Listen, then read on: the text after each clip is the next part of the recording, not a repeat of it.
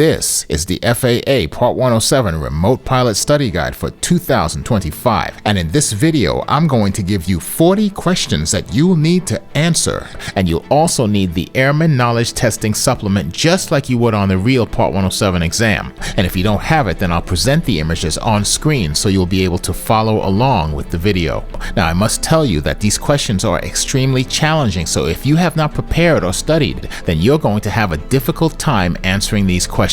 But for those of you who are ready to take your exam, then this is the perfect test prep for you. Now you'll need to get into the habit of reading these questions, and you'll also need a pen and paper so you can write down your answers, and at the end of the video I will tell you what the answers were for all 40 questions. So let's get into it. Here's question number 1.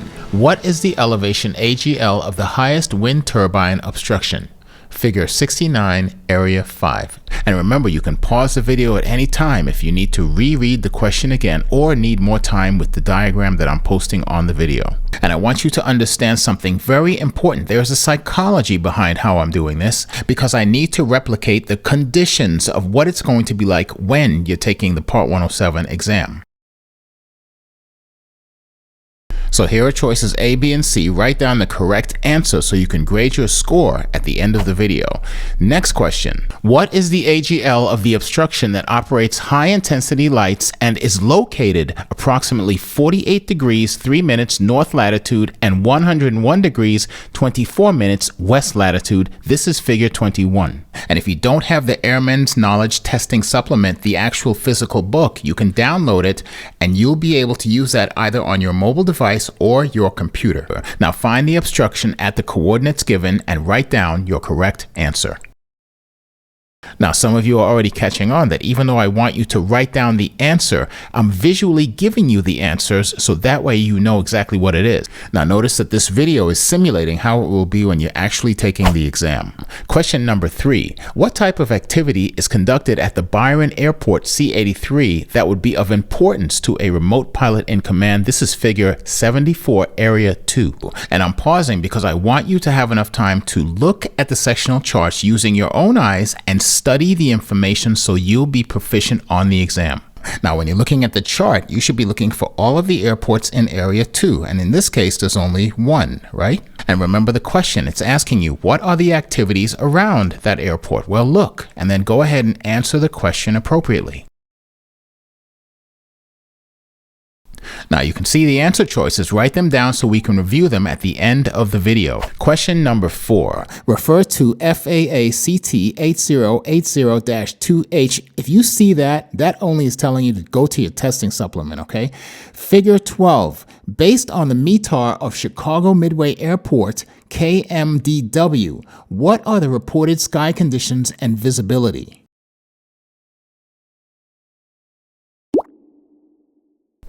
Question number 5. What is the elevation range of the Class B airspace? Refer to figure 25, Area 5.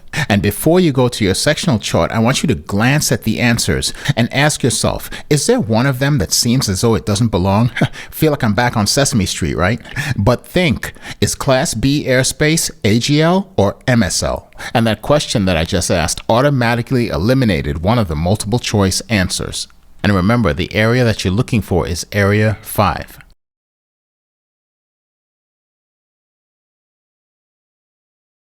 And this one should have been real easy to find. Beware, the FAA is going to try to trip you up. Question number 6.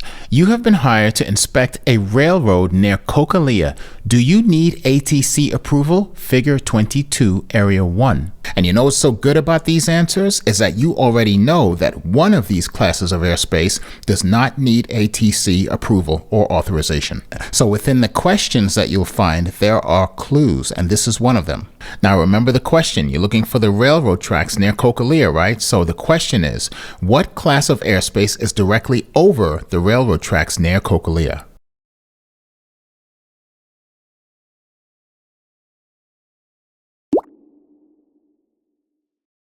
Question number 7.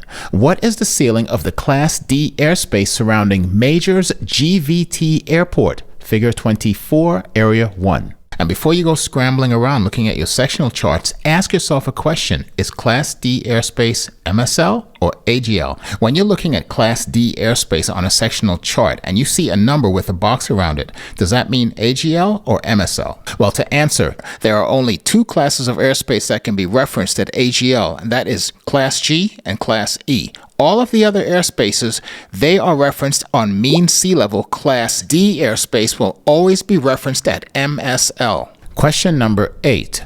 What airport is located approximately 47 degrees 40 minutes north latitude and 101 degrees 26 minutes west latitude? This is figure 21.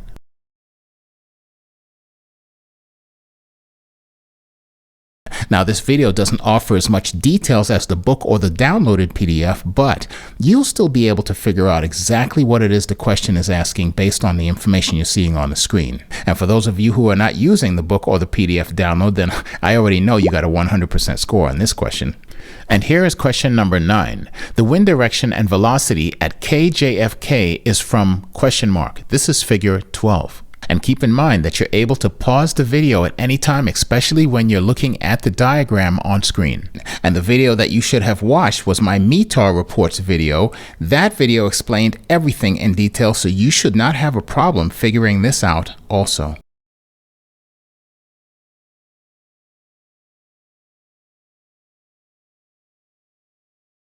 Now, what's going to trip you up here is if the answer is supposed to be in true or magnetic, so you need to watch my video on METAR reports. Okay, question number 10. The chart shows a gray line with VR1667, VR1638, and VR1668. Could this area present a hazard for your operation of a small UA? This is figure 59, area 2. Now, I've already covered this in detail on one of my videos, and any of you who have watched that video, you already know the answer to this question. Now, make sure you're writing down all of the answers to the questions, so that way at the end of the video, when I give all of the answers to you, you'll have a good understanding of how well you passed. Question number 11. When operating an unmanned airplane, the remote pilot should consider that the load factor of the wings may be increased anytime. Is it A, the center of gravity is shifted rearward to the aft center of gravity limit? B, the airplane is subjected to maneuvers other than straight and level flight? Or C, the gross weight is reduced? Now, for those of you who have been watching my videos, I posted the answer to this question in video part 7 of 12 for airplane factors. You'll need to go check it out if you do not know the answer to this question.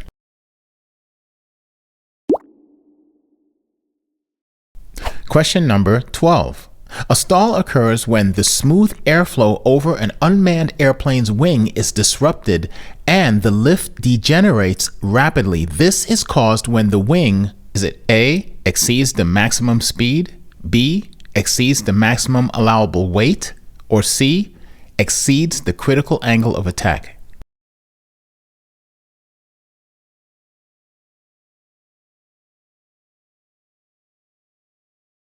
Now, you're starting to get a feel for what I'm doing here. I'm trying to get you into the habit of looking for this information. Question number 13. Which category of small unmanned aircraft must have an airworthiness certificate by the FAA? Now, you see the choices at the very bottom, but at this point, you're just guessing because you don't know the answer to this question, and I have not yet covered this on my video series. So guess what? I'm going to cover it right now for you, and then we'll continue on the questioning in just a few minutes. The FAA has 4 categories, 1 through 4, and these categories are to determine whether your drone can operate over people and moving vehicles under Part 107 rules. Now, I'm going to break this down to you in simple details so you'll know exactly what's allowed and what's not, but more importantly, you'll be able to answer the question that I just asked you. So let's start with category 1, which is the simplest and easiest rule to follow. If your drone weighs less than 0.55 pounds or less than 250 grams, then you can legally fly over people without any extra FAA approvals. Can you believe that? And let me be clear, the requirements for category 1 is that your drone must weigh under 250 grams. Also, the propellers or your rotating parts cannot be exposed. You'll need some propeller guards. And lastly, you must comply with FAA Part 107 Remote ID rules and regulations. Now, you didn't hear any mention of an airworthiness certificate for Category 1, so answer C is out of the question. Category number 2. Now, this is for a mid-sized drone that weighs more than 250 grams and you still intend to fly over people. The requirements for Category 2 is that the drone must not cause injury greater than 11 foot-pounds of kinetic energy on impact. Now, what the does that mean? And they really expect us to have some interpretation of this, right? Well, I'm going to explain it to you since nobody else will. Kinetic energy is a physics formula measured in foot-pounds or joules. And to break this down very simply, if your drone weighs 250 grams and it's free-falling at a speed of 20 or 30 feet per second, there will be a force that is calculated when the drone impacts or hits something. And without me going into physics or metaphysics, the only thing that you need to understand is that the drone must not cause injury greater than 11 pounds of kinetic energy on impact. Also, same as before, no exposed rotor blades. But there is something that has been added to Category 2, and that is an FAA-approved means of compliance. And I know you're asking, what is that? Well, basically all that is just a checklist to see if your drone actually qualifies for Category 2. If you have any questions about this, just post a comment and I'll send you the link. Now, going back to the question, you can see that you don't have to worry about Category 2 because it's not even one of the answer choices. So let's move to Category number 3. And you can see immediately that there is an increase to 25 foot-pounds of kinetic energy. And all of the other requirements are exactly the same as Category number 2. And going back to the question, you can see they didn't mention anything about an airworthiness certificate. So by process of elimination, the correct answer is going to be number 4. But let's go over Category number 4 anyway. And as you can see, the first requirement for Category 4 is that you must have an FAA airworthiness certificate. And just for a point of reference, Category 4 is for large industrial drones where an airworthiness certificate is required. These drones are large professional drones for inspections, deliveries, industrial applications, this and that. And at this section of the video, I'm going to take a quick break and I'm going to allow you to subscribe to this channel, okay? I'll be right back. Question number 14. What do the blue lines on the map below represent on a sectional chart, figure 80? And if you turn to figure 80, this will be page 2-77, you'll see a sectional chart with a whole bunch of blue lines running all over it. And you've probably seen this on all of the other sectional charts, but you just completely disregarded it because there wasn't anyone to bring it to your attention. Well, you know I'm going to do it. Those blue lines represent what's called Victor Airways. And no, they're not military training routes, so put that out of your head. Victor Airways are like highways in the sky. That sounds like an old country song, doesn't it? Well, anyway, they're basically used for low altitude aircrafts that are flying under 18,000 feet MSL, and they're flying with Instrument Flight Rules IFR. You'll know that these are Victor Airways because not only are they light blue, but they have the designation of V before the number. For example, V80 or V316. These routes fly under IFR, Instrument Flight Rules, and their routes are based on VOR, which stands for Very High Frequency Omnidirectional Range. They use VOR for navigational aids on these specific routes. So back to the question, do you think you know what the answer is now? And I promise you won't get that question wrong on the Part 107 exam.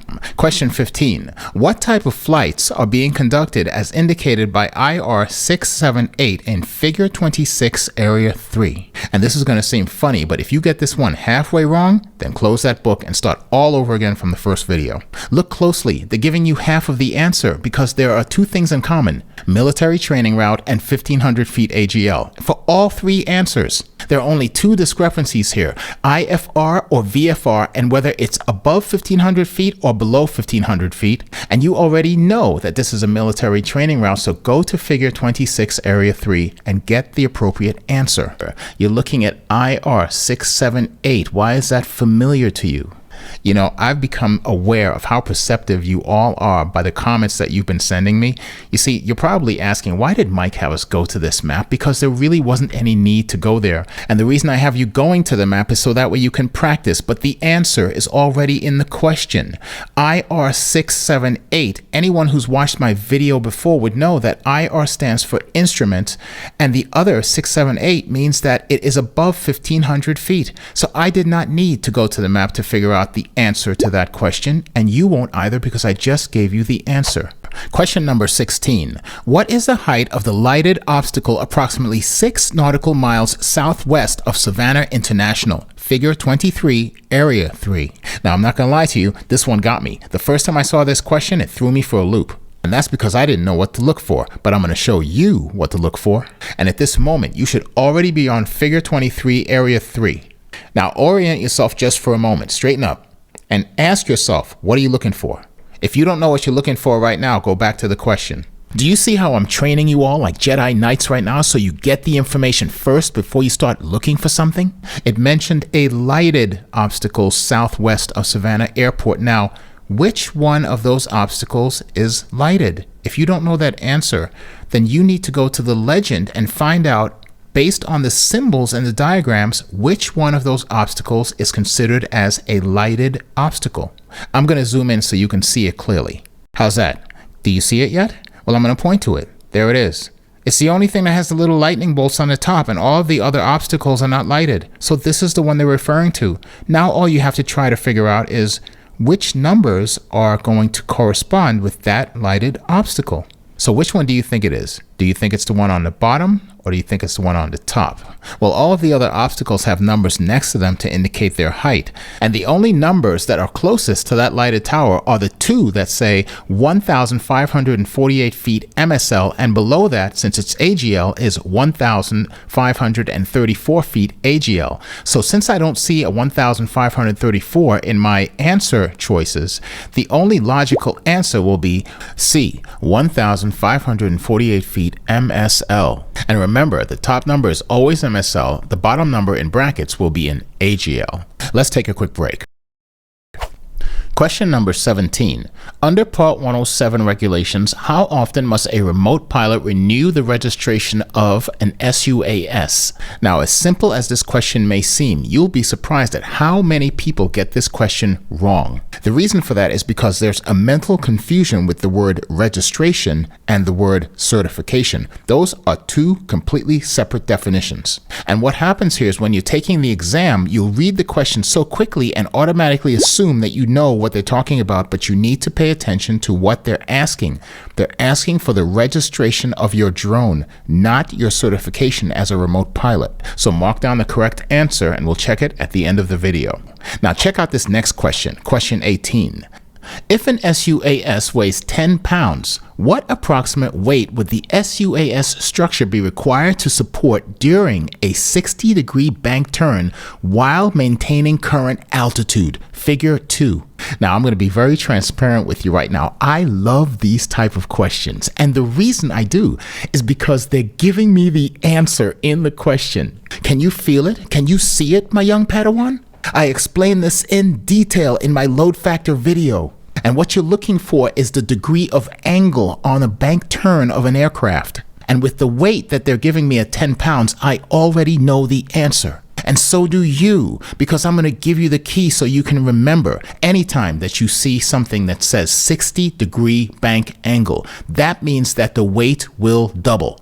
It's physics, it's law, it's gravity. So write down the correct answer, and when you're taking the Part 107 exam, remember the force is with you.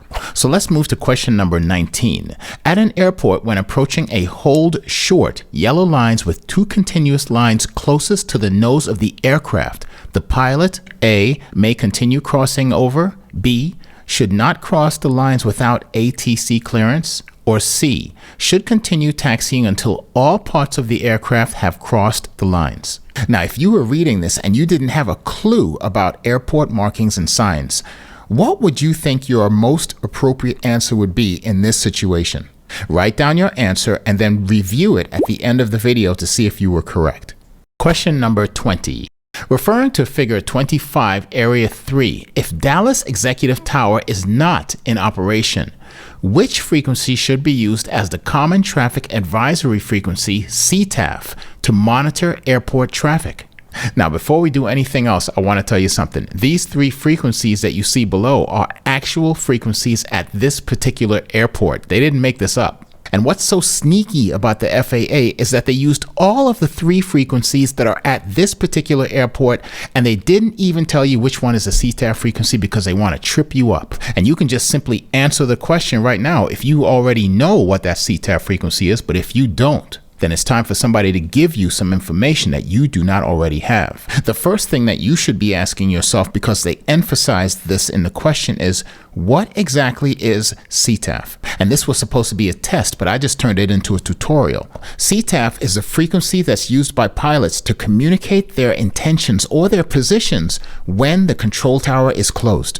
And trust me, I know what you're thinking. How are they going to communicate to a control tower and nobody's there? Well, the answer, they're not actually communicating to the control tower. They're actually communicating to all of the other traffic that's out there. And everyone is on the same frequency. So the only question that should be in your head right now is the control tower frequency always going to be the same as the CTAF frequency? And that answer is not necessarily. You see, the control tower frequency that you're looking at right now, which has the letter CT next to it on the left, is 127.25 megahertz. And it's going to confuse you because you're going to say, this is the control tower frequency, but where is the CTAF frequency?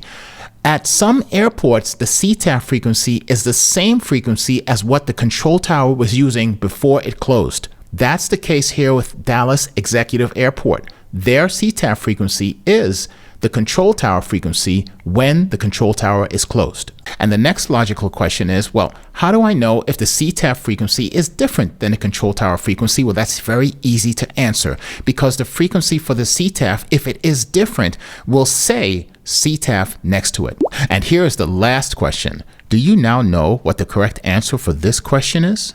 Well, let's move to the next one.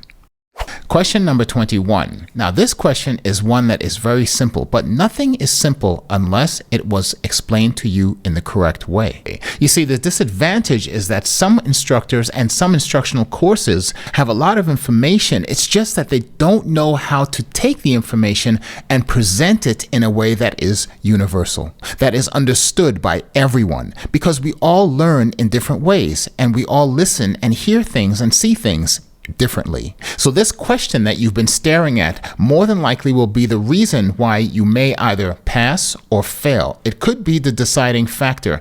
So let me give you an example for something that you've heard from everyone else. If I said to you that the correct answer is between 0.55 pounds and 55 pounds, your brain will only understand that I said 55 pounds, so it needs to be articulated clearly and correctly so you understand exactly what that means. And not only that, but you need to hear it in the way that the FAA explained it. The FAA does not have anything published that says between a certain weight. They say that it is anything less than 55 pounds. That's when you will comply with 14 CFR Part 107 in regard to an SUAS, Small Unmanned Aircraft Systems weight. And now that you know the correct answer, that's the answer that they're looking for on the Part 107 exam. Question number 22. If an unmanned aircraft weighs 33 pounds, what approximate weight would the aircraft structure be required to support during a 30-degree banked turn while maintaining altitude? This is in figure 2. The choices that you have are 38 pounds, 34 pounds, or 47 pounds. Now, I know based on the question we just previously had before that you remember that a 60-degree bank turn is going to double the weight, but that is not the case here when we're talking about a 30-degree bank turn, because these turns and these angles all correspond exponentially, meaning it is not a linear equation. You will not get the same results. Just because you know what 60 degrees is doesn't mean that you're going to know what 30 degree means. This is all trigonometry, and you have to rely on the graph that's being presented in figure 2 to make the appropriate calculations. So let me explain this very easily for you. Do you see the blue column that has all of the bank angle and degrees? Well, the degrees that you're looking for is 30 degrees, am I right? And right next to that, you will see the load factor. The load factor is 1.154. And all you have to do in this situation in regard to this question is multiply 1.154 times 33 pounds and you will get your answer. So write it down, and I'm going to move to the next one. Question 23. When adapting crew resource management CRM concepts to the operation of a small unmanned aircraft, CRM must be integrated into A. all phases of the operation, B. the flight portion only, or C. only the communications area. Okay, so this is what I would call a question that is a no-brainer. The reason for that is because the question, the way it's asked, and the information in the question, and the answers that are provided all hinge on what's called testing design psychology. You see, even if you did not study on this topic, you would be able to derive the correct answer because the question itself has keywords and the multiple choice only points to one answer. And I think that you're all aware of what the correct answer will be here, but let me show you how to be a little bit smarter than the average polar bear. And you'll understand why subconsciously whoever wrote this question wanted to give you the correct answer anyway. You see, the word operation is in the question, and that word operation is also in one of the multiple choice answers. And when we think of operation, we think of something that encompasses all. And when we think of all, we know that there's something that has to do with parts or phases. So the correct answer is A, all phases of the operation. Did you see how I came up with that? And to have even more of a definitive confirmation, the two remaining answers both have the word only in them. And the words only will limit an operation instead of enhancing a management system. Now, if I don't get a like and subscribe on that one, then I'm done. Question number 24. Refer to figure 25, area 4. What is the base altitude of Class B airspace directly over Hicks Airport T67? Now, you all should be turning pages on your testing supplement because this is what you're going to need to do for the exam. If you're having difficulty looking at the charts, then you need to get a magnifying glass. I'm putting it up on screen here so that way you'll be able to see it if you don't have the supplement with you. Now, when you get to figure 25, what's the first thing that you're looking for? Raise your hand. Oh, I forgot. This is a YouTube video, but I know some of you raised your hand anyway. So you're looking for a little red ball with a number 4 in the middle. That's area 4. And the question is asking you to look for Hicks Airport, but actually the correct name for that facility is Hicks Airfield. But what do I know? So now that you know where the airfield is located, let's go back to the question to see exactly what they're looking for. And you can see it's very specific here because they're only looking for the floor or the base of Class B airspace that's directly over Hicks. And now that you know what they want, where are you looking to find the base altitude of Class B airspace that's over Hicks? Now, come on, I can't hold your hand now. You're going to have to take the test all by yourself, and you need to know how to find this information. That's the whole purpose of this video. So I'm not going to say anything. I'm just going to allow you to look and find the information, write down your answer. Now, just a little off topic here. I'm interested in setting up a live stream so that way I can interact with you all better, answer some of the questions that you have, and really show you some of these points that you need to know. If you think that that suggestion is something that will improve the learning, then let me know in the comments and I'll see what I can do. Okay, so I've given you enough time. As much as I want to, I don't want to give you the answer right now because I want you to understand that you have to take the exam and learn how to find this answer by yourself. The answer will be at the end of the video. But here are some things that will help you to point you in the right direction. The section of the class of airspace or the layer or the shelf that is directly over Hicks Airfield indicates the height or the ceiling of the altitude, and then also underneath that same number indicates the floor or the base of that section of airspace. And if you've been struggling to find those numbers, I'm going to show you by zooming in on screen. But here's the thing, you still have to figure out the correct answer to the question. And you can see that the FAA is trying to make it difficult for you, so you need to know what this answer is. Write it down. We will see what it is at the end of the video. Question 25. According to 14 CFR Part 107, the responsibility to inspect the Small Unmanned Aircraft System, SUAS, and to ensure it is in safe operational condition rests with the... Okay, let's touch on this just for a second. You can already read the answers for yourself. I don't need to read them. But here's the important thing that you need to know. Anytime you see the words who's responsible on a Part 107 exam, there's only one answer to that, and that is the remote pilot in command. Now, I want to go into just a few more aspects of this so that way I can enhance your level of understanding. The remote pilot in command does not always have to be the person who is physically operating the drone. The RPIC might be the person who's directly supervising the flight to ensure all operations comply with FAA regulations. And in some cases, it may even be the visual observer who's controlling the drone, and the RPIC is supervising, ready to take control at any moment. But essentially, the remote pilot in command is always the one who is responsible for the safety of the flight and must have the ability to take control if needed. You see, the FAA allows under Part 107 for a remote pilot in command to supervise someone who has less experience as a pilot flying a drone, but it is not allowed if the remote pilot in command walks away from the person who's flying the drone and then loses the ability to have complete oversight over the operation. This is how you associate a great operational manager who has been certified as a remote pilot in command. And I just wanted to bring those points up because they're not really mentioned often, and having this information is how you build your character as a responsible remote pilot.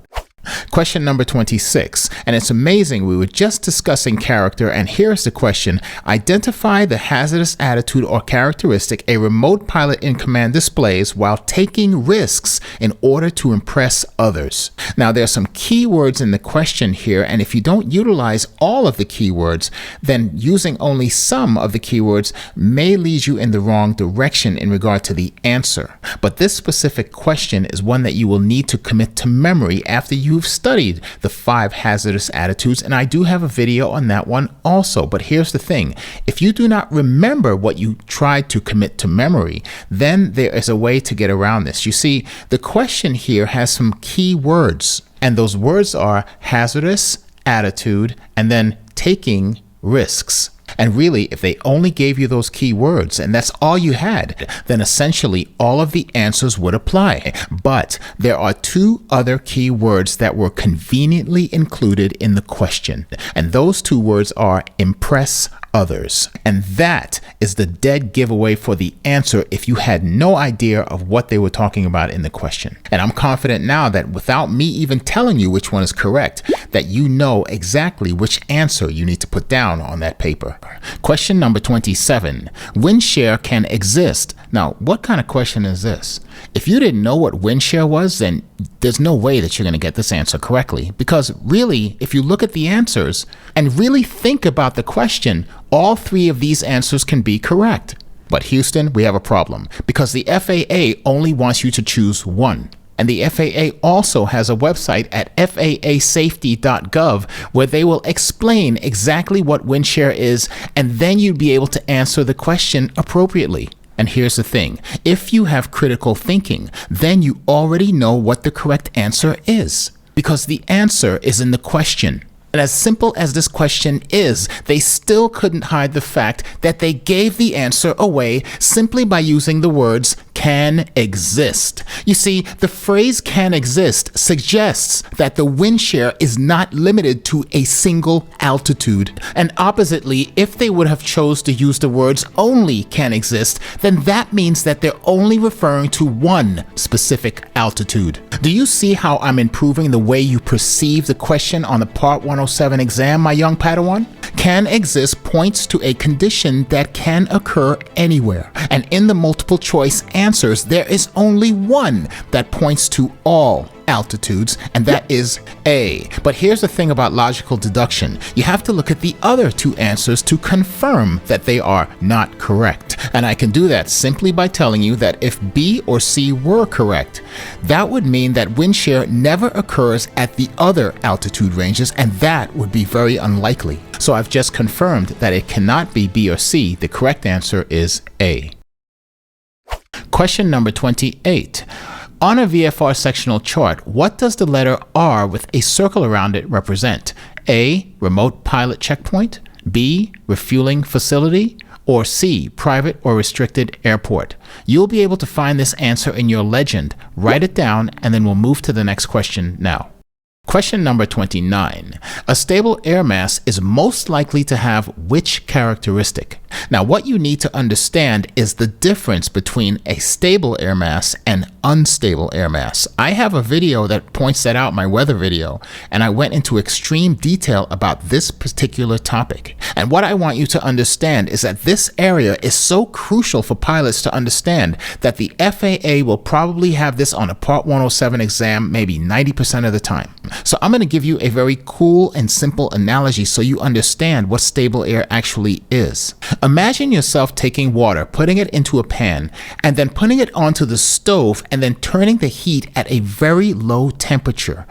The water would not start boiling like crazy. It would just be flat, getting warm, and you would see the steam rising a little bit from the water, just like you would see the fog when you have stable air. And then you would have this mist or this moisture that's coming from the top as you put your hand over the pan, and that's similar to the precipitation that you experience when you have stable air. And then if you look closely and you see, because of the moisture and the steam, that the visibility is a little bit reduced, that's what happens with stable air. And do you get how calm and relaxed everything is, even though I have the pan with water on the stove?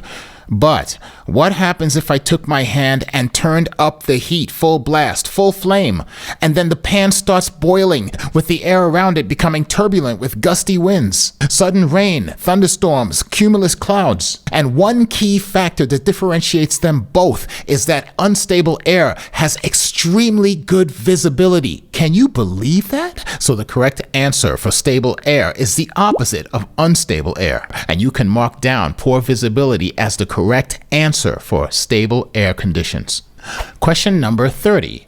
You have been hired as a remote pilot in command by a local TV news station to film breaking news with a small unmanned aircraft. You expressed your safety concern, and the station manager has instructed you to fly first, ask questions later. What type of hazardous attitude does this attitude represent? Again, look for the key words. This time they marked the key words for you in quotation marks. They're trying to make you think that this is a difficult question by adding a whole bunch of unnecessary words that don't need to be there. For example, this question could have been, the station manager instructed you to fly first and ask questions later. Done. So mark down the correct answer that you already know. Question 31. While operating a small unmanned aircraft system, SUAS, you experience a flyaway and several people suffer injuries. Which one of the following injuries require reporting to the FAA? Well, I think that common sense alone will give you the correct answer, but let me give you the details. According to 14 CFR Part 107.9, you must report an accident to the FAA within 10 days if, number one, the accident resulted in a serious injury to a person that required hospitalization, or two, the accident resulted in property damage that exceeded $500. And you've heard this before, you've been checking out the other videos, but what you may not have heard is, how do you report the accident? Listen, if you give a set of car keys to a teenager and you've never showed them how to drive the car, what do you think is going to happen? The information on how to submit the report is just as important as when you're supposed to report it, don't you agree? So let me give you the 411. You have 10 days to report the accident. Where you need to go is at the FAA Drone Zone website. The specific area you're looking for is Accident Incident Reporting section. You'll need to be logged into your account, fill out the form, and the information they'll be requesting is up on screen right now. After you've completed everything, submit the form, and then you will get a confirmation that the report has been filed. And now that I've given you the keys to the car, drive it on to the correct answer, and we'll review at the end of the video. Question 32. What is a characteristic of unstable air? Now, we've already done this before, so key thing to remember here is that unstable air will always have good visibility. And if you notice in the answer choices that there's only one that has good visibility, the other two have poor surface visibility. When you see this question on the Part 107 exam, train your brain to remember that unstable air, good visibility; stable air, poor visibility. Question number 33.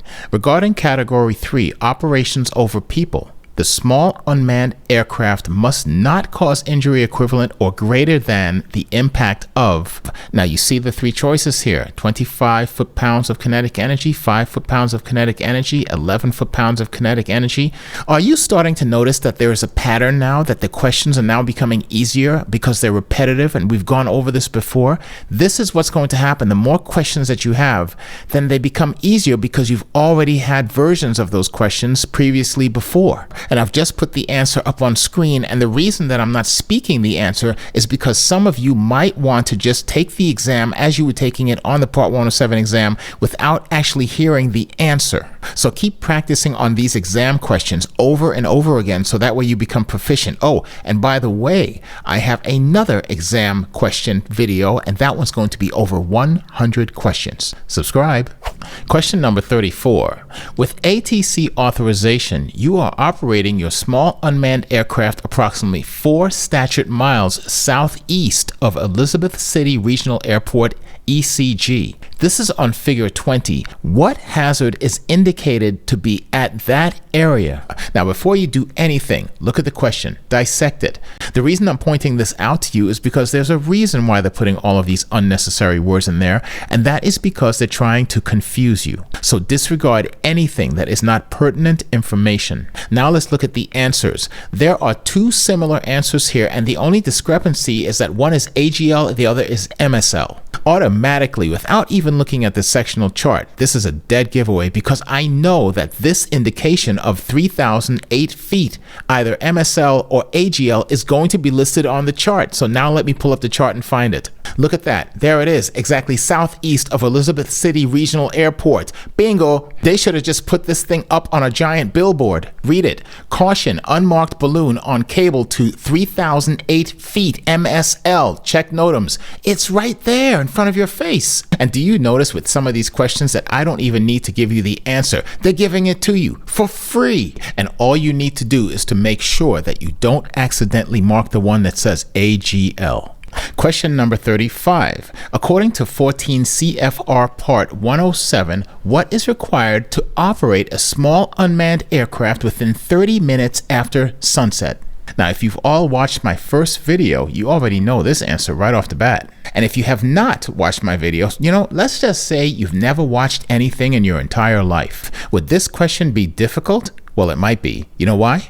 It's because you're thinking too much. You see, the question is only asking you, what do you need or what's required after official sunset? So even if you ask a 5-year-old a simple question like, what do you need when everything goes dark? They're going to say, we need lights. Well, of course we do, my young Padawan. Anti-collision lights are always required 30 minutes after sunset. That's why they call it civil twilight. And you know what's so crazy is that they used the word lighted and lights twice in the same answer. Are you starting to see the light that the Part 107 exam is going to be relatively easy for you? Well, I'm going to make it much easier for you by going into the details and making it seem as though it's much more difficult. So here's a question that's related to the question that you're looking at. What happens after 31 minutes? And I bet you didn't see that question coming, did you? You see, 30 minutes after sunset or 30 minutes before sunrise, that is what's called civil twilight, and you're able to fly within those 30 minutes as long as you have anti-collision lights. And the anti-collision lights must be visible for 3 statute miles. Now, 31 minutes after official sunrise, you don't need anti-collision lights anymore because it's already daylight. But 31 minutes after official sunset means that it's already dark. So what do? Well, I'm going to tell you. There is something called beyond civil twilight, and that has to do with flying at night. And if you wanted to fly a night operation, the way it used to be done before is that you needed to get a waiver, but not anymore. A waiver is no longer required. You see, as of April 21st of 2021, if you complete an FAA night training course, then you can fly at night without a waiver. But here's the information that no one else will give you. That training course is only applicable if you received your license before April 31st of 2021. If you took the exam and passed after April 31st of 2021, then you don't need to take training because the FAA has already approved you that you would be able to fly a night operation if you have anti-collision lights for 3 statute miles without having to take any additional training courses. The Part 107 night flying update is already included in the current exam, and you won't need to take any additional training to fly your drone at night. Now, for you old-timers who got your license before April 21st of 2021, well, don't worry. You see, the FAA's 24-month online reoccurrent training, which replaced the old in-person walk-in reoccurrent test, now the online recurrency includes the night operations training as part of its curriculum. But here's the thing, old-timers, if you have not taken the reoccurrence training since before April of 2021, then your Part 107 certificate is no longer valid for commercial drone operations. I just thought I'd mention that because it's something that's not really discussed whenever you see these training courses. Now let's move on to the next question.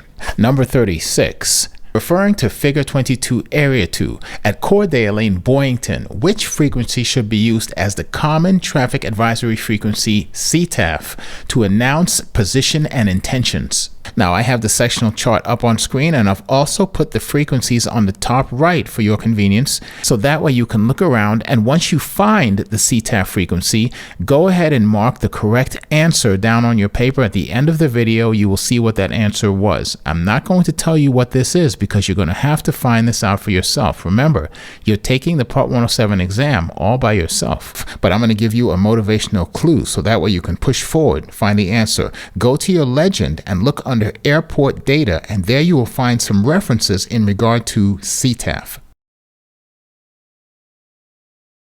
Now, you've all had enough time to pause the video if you needed to and mark down the correct answer. Let's move to the next question. Number 37. An increase in load factor will cause an unmanned aircraft to A. Stall at a higher speed, B. Have a tendency to spin, C. Be more difficult to control. Now, this is an excellent question because the question is so simple, but at the same time requires a complex answer. So let me give you a simple analogy with complex elements. But before I do that, I want you to remember something. It's going to be on the Part 107 exam, what I'm about to say.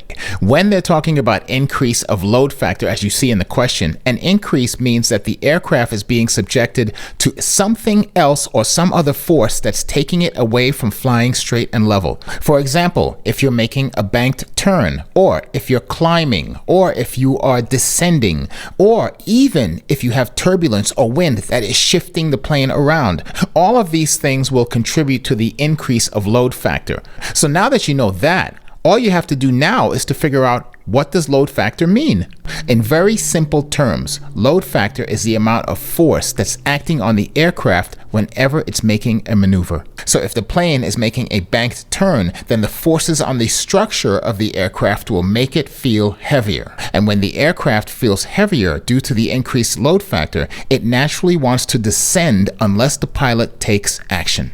And what a trained pilot will do is to counteract the weight that is being felt by tilting the nose up slightly to increase the angle of attack, and in some cases adding throttle to help maintain airspeed so that way the aircraft does not stall in mid-flight. Now, the reason I gave you that analogy is because I want you to appreciate what these pilots actually do, but more importantly, I wanted you to understand that the increase in load factor can potentially make a plane stall. So here's how I sum this up so you can get the correct answer.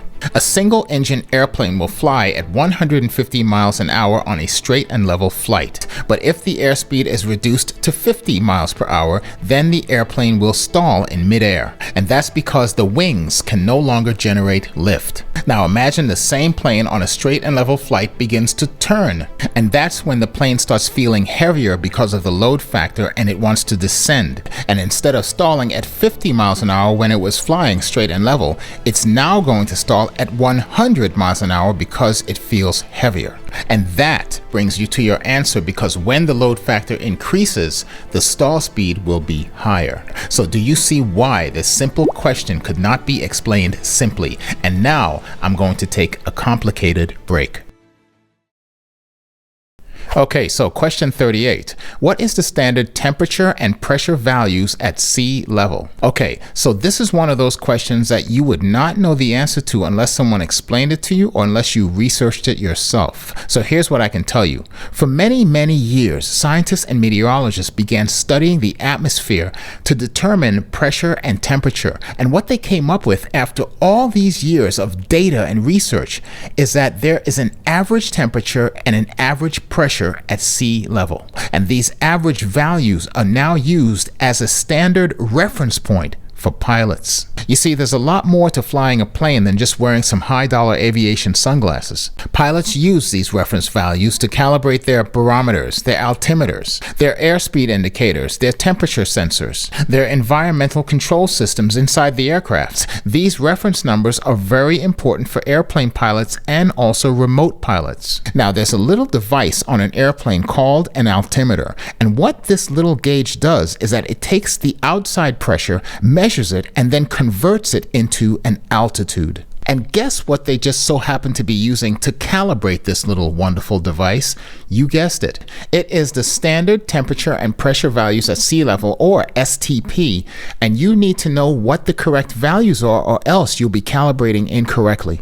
So since I can't provide any additional details or explanations, this is one of those questions that you have to commit the answer to memory. So there you have it, 15 degrees Celsius and 29.92 inches of mercury. Lock those two numbers into your brain, and when you see that on the Part 107 exam, you will know exactly what the correct answer will be. Question number 39. During the life cycle of a thunderstorm, which stage is characterized predominantly by downdrafts? Now, if you watched my video on weather, you already know the answer to this question. But if you did not watch the video, then I'm going to give you some details that will help you. And there are two words here that you need to pay attention to: predominantly and downdrafts. And what's so convenient is that they're telling you what the three stages of a thunderstorm is. So if you have this question again on the Part 107 exam, all you have to do is to refer back to this question and you can answer the question appropriately. Now, what's important here is mentally you need to put the answers in the correct order. And by telling you this, I'm also asking you a question. What is the first stage of a thunderstorm? And I'm putting this diagram up so you can see the correct order, but also I'm showing you what the answer is to the question. But you'll need additional information in order to fully understand the concept. A thunderstorm has three distinct stages, and before any of these stages even occur, something happens first. And that is, warm air begins to rise, and as it rises, because of the pressure difference, it begins to cool, and once it cools, it condenses, and the condensation turns into little water vapors or mist, and that mist forms a small little cloud. Now, there's no harm done, there's nothing crazy about that. It's nature, it's naturally going to happen that way. But if the warm air continues up into the cloud and continues cooling and condensing into the cloud is going to start developing upwards. And thus, we have the first stage of a thunderstorm called the cumulus stage. And with these elements in place, with the warm air rising, this cumulus cloud will continue to grow vertically, sometimes reaching an altitude of over 40,000 feet. Now, what is so apparent here is that this is all warm air moving upwards. There's nothing coming down. There's no downdrafts. Everything is moving upwards, and you notice that there is no rain. It's just a developing cloud that is building energy. And what happens next as the cloud keeps growing taller is that the water droplets and the condensation inside start becoming larger and heavier. And eventually, all of the warm air rising that was holding and pushing all of the moisture up can no longer support the heavy water droplets. So what happens then? We enter into the mature stage where everything starts coming down. Heavy rain, moisture, hail coming down rapidly. And as it's falling, it's bringing the cool air with it. Downdrafts. But remember the key words in the question. They're looking for predominantly having downdrafts, such as mainly having downdrafts. And that's not the case here with the mature stage, because the mature stage still has warm air rising. And I'm giving you a 2 for 2 on this question because the most dangerous stage in the 3 stages of a thunderstorm is the mature stage, and that is definitely going to be on the Part 107 exam. But going back to the question, they're asking for which stage has predominantly downdrafts. And the correct answer for that question is the dissipating stage, because there are only downdrafts associated with the dissipating stage, and there are no longer any updrafts to consider. Now, here's the question again, so you can put everything in order and also mark the correct answer. And now we come to the final question, and you know that I've saved the best for last. This is question number 40. You are flying an SUAS weighing 57 pounds at 40 miles per hour. The operation requires that the drone fly over people. Which Part 107 category would this drone apply to? Would it be A, Category 2, B, Category 3, or C, Category 4? Now, I'm not going to be providing any clues, hints, or suggestions in regard to this question. This is the one that you're going to have to go and find the answer yourself. And the answer sheet that I'm going to be posting shortly also does not have the answer on it. And if you need to know the answer, you can always send me a comment and I will answer you in detail. And you can always go into the video description and send me an email as well. Now, I've just put the answers up on the screen, and for all of you who are getting ready to take the Part 107 exam, it's very important that you know the details of these questions and not just memorize the answers. Now, this answer sheet is really just material for right now because I've already given you the answers throughout the course of this video. But if you have any questions, you can leave me a comment. I'll answer the best I can. Hey, don't forget to leave a like and hit that subscribe button, okay? That's about all I have for this week. 10 of 12 next week. Until then, I'll see you on the next one.